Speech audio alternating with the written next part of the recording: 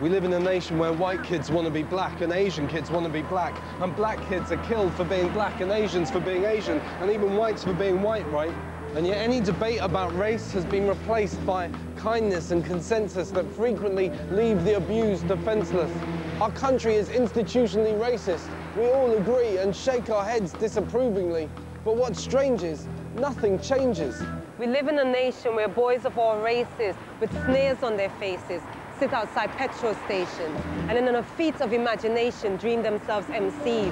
And then a girl crosses the street and they kiss their teeth, dismiss her as a bitch, and that's the closest we get to scratching that itch they call multiculturalism.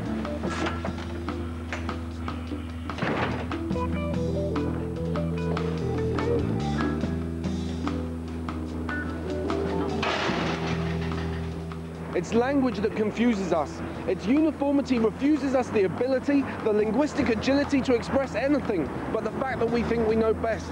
And our monoglot nation is lost in translation. One man's terrorist is another man's freedom fighter. What do you think, yes? One man's politician is another man's terrorist. Good, get it off your chest. We said history will judge us kindly to the American Congress. But history is just a lie that no one can contest. Who said that? Napoleon. During times of universal deceit, telling the truth becomes a revolutionary act. Who said that? George Orwell. We're living in Babel. Who said that? He did.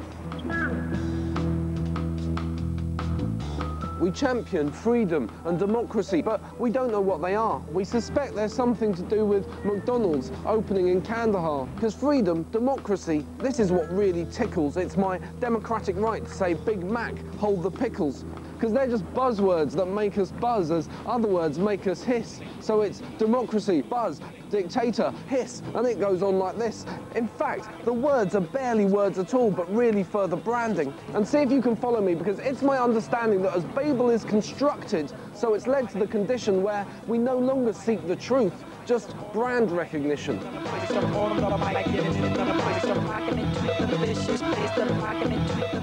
In this Babel, freedom is about choice and democracy about representation.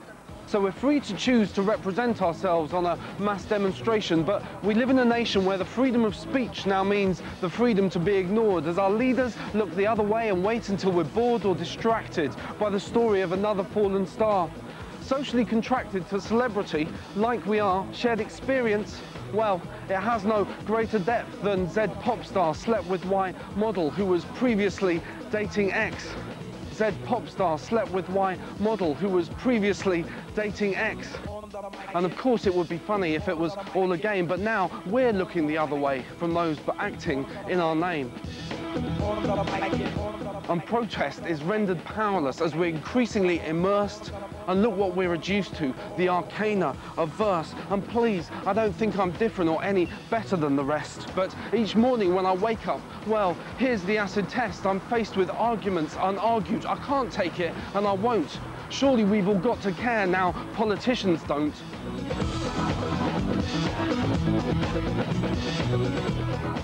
And the kids in the garage say, do you know what I mean? and the girls and the gays say, do you know what I mean? And the fundamentalist terrorists say, do you know what I mean? Even the politicians say, do you know what I mean? It's an irony for this oratory of the 21st century is that no one knows what anyone means. And spleens are invented. And the status quo is resolutely and absolutely undented. And the question is rhetorical, arguably even metaphorical, for the nature of debate, for the nature of our fate. It's not important what you say, but to say it long and loud. WMDs, words of mass distraction. Doesn't it make you proud? This place is our oasis. This is our Q&C.